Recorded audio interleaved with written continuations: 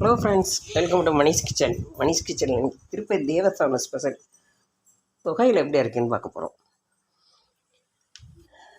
அரை முறி தேங்காயை பல்லாக கீறி வச்சுருக்கேன். ரெண்டு டேபிள் ஸ்பூன் அளவு எண்ணெய் தேங்காய் எண்ணெய் விட்டுருக்கேன். தேங்காய் எண்ணெயில் அந்த தேங்காயை நல்லா வறுத்து எடுக்கணும்.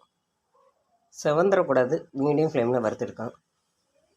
ஒரு 5-6 காஞ்ச மிளகாய் அதையும் அந்த எண்ணெயிலே வறுக்கணும். எண்ணெயிலே வறுக்கணும்.